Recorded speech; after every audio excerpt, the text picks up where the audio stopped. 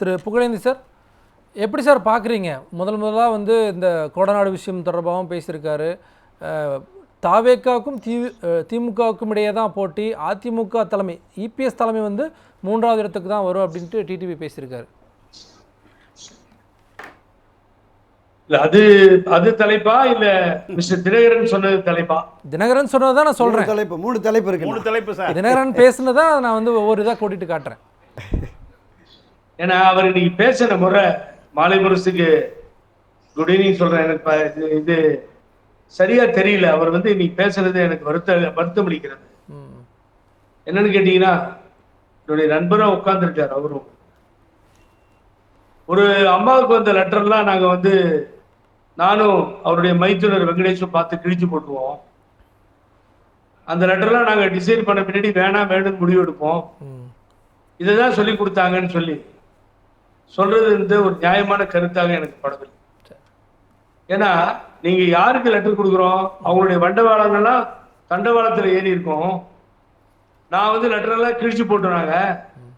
எதை கொடுக்கணும் கொடுக்க வேணாம்னு சொல்லி முடிவு பண்ணணும்னு சொல்றது ஒரு சரியான, ஏன் அப்படி பேசினார் என்னன்னு எனக்கு புரியல. இது அம்மாவுக்கு கொடுத்த லெட்டர் சார். கட்சியினுடைய நிர்வாகிகளும் தொண்டர்களும் கிழிச்சு போடுறதுக்கு நீங்க யார்? அது தேவையில்லைன்னு முடிவு பண்றதுக்கு நீங்க யார்?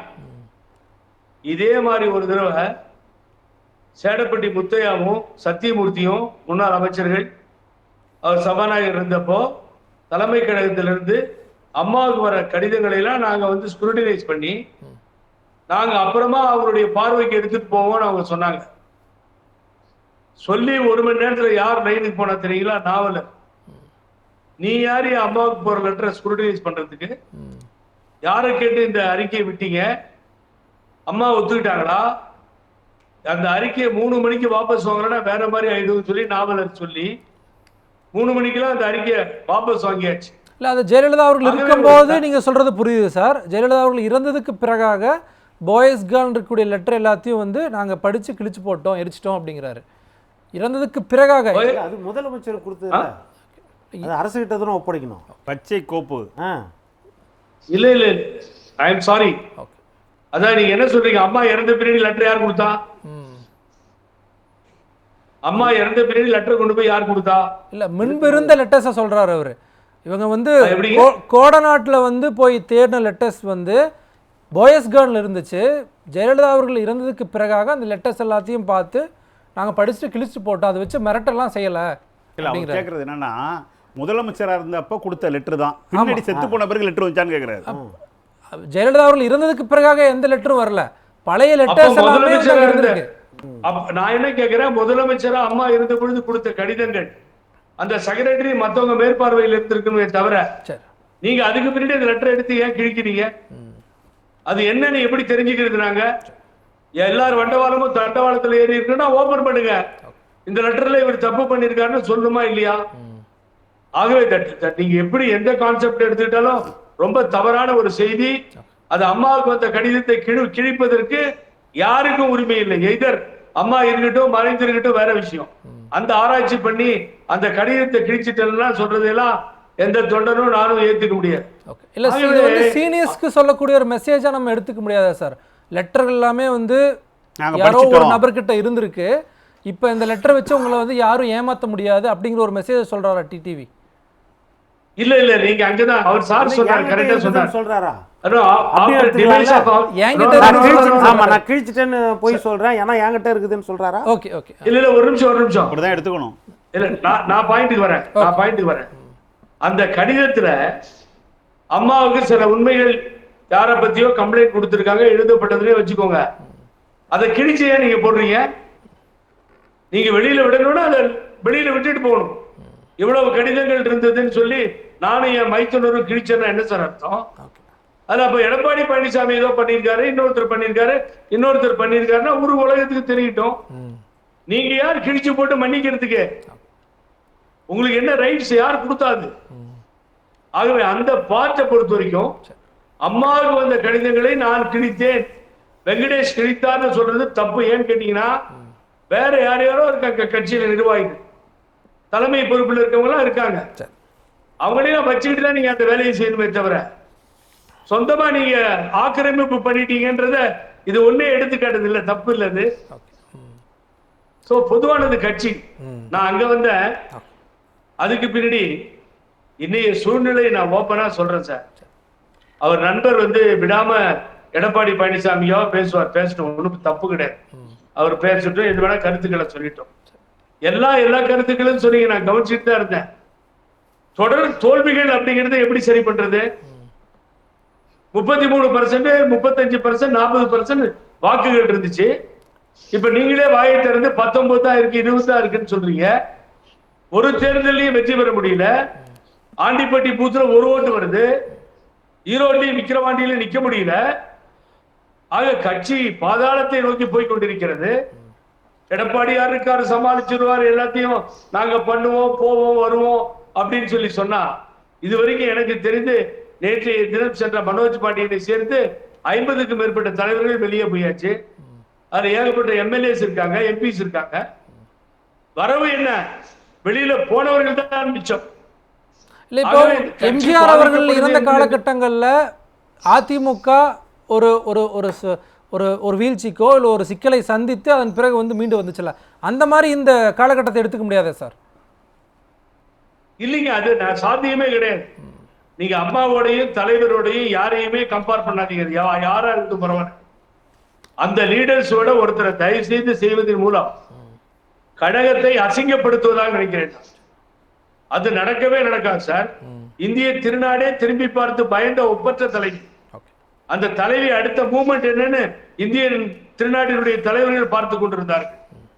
மந்திரினா மந்திரி, எந்திரினா எந்திரி, அந்த கதிதான் எல்லாருக்கும். பழனிசாமிக்கு அதான் இருக்கு. ஆகவே அம்மாவை போல பழனிசாமி இந்த சரடெல்லாம் நம்மகிட்ட வேண்டாம். என்னன்னு கேட்டீங்கன்னா, அது நீங்க ஜெயிச்சிட்டீங்கன்னு வச்சுக்கோங்க.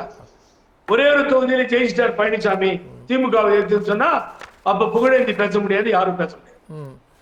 தோல்வியே தொடர்கதையாகிவிட்டது சார். அதனாலதான் அவர் துணிஞ்சு சொல்றார், விஜய் எனக்கும் திமுகவுக்கு தான் போட்டின்றார். அது உண்மைதான், அதுல எந்தவித மாற்று கருத்து உங்களுக்கு வராது.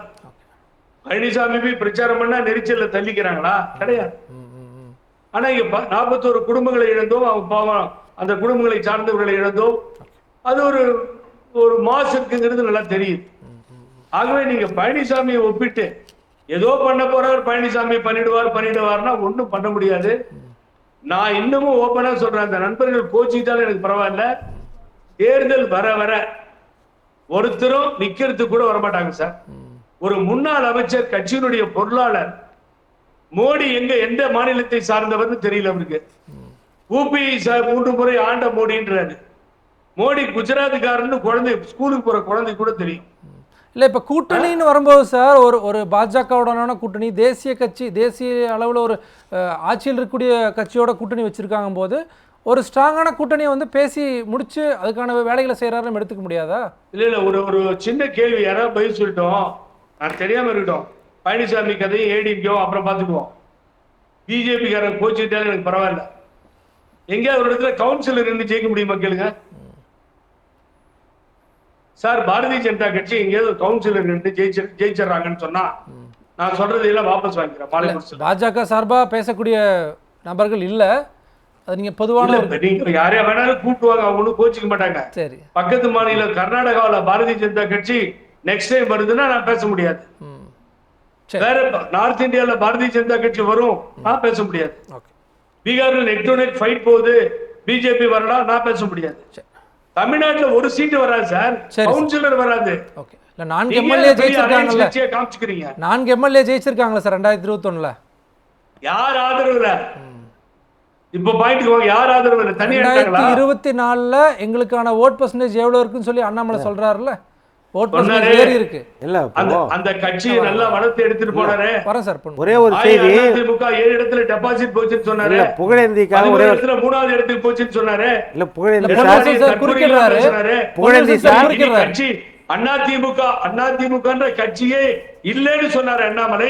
இல்ல புகழேந்தி சார், நான் பிஜேபி ஆதரிச்சு பேசல, ஆனா ஒரு ஃபேக்ட சொல்றேன். 200 தொகுதியில் 2021ல் ஒரு தொகுதி தமிழ்நாட்டில் மாநகராட்சியில் கவுன்சிலராக உமா அவர்கள் ஜெயிச்சிருக்காங்க பிஜேபியில். ஓகே சார், ரொம்ப சந்தோஷம், உமாவுக்கு பாராட்டுகள். ஏதோ நீங்க தேடி ஒரு தொகுதியை சொல்றது என் நண்பர் சொன்னது நான் ஏத்துக்கிறேன், இல்லைன்னு சொல்லி சொல்ல. ஆனா அந்த ஒரு தொகுதியை இண்டிகேட் பண்ணி மத்த இடத்துல வர முடியாதுன்னு சொன்னதையும் என் நண்பருக்கு வாழ்த்துக்கள், பாராட்டுகள். ஏடிஎம்கேக்கு கூட்டணி இல்ல, விஜய் கதவை திறப்பாரான்னு காத்திருக்கின்ற கட்சிகள் நிலைமை ஆயிடுச்சு. ஆகவே அவர் ரூல்ட் அவுட் பண்ணிட்டாரு, கிடையாதுட்டாரு. ஆகவே அதிமுக கட்சி கஷ்டமான நிலையில் இருக்கிறது. என்ன தூக்கி பேசினாலும் உண்மையை பேசுங்க. அவர் பக்கத்தில் இருக்க 90% என்னுடைய கான்டாக்ட்ல இருக்காங்க.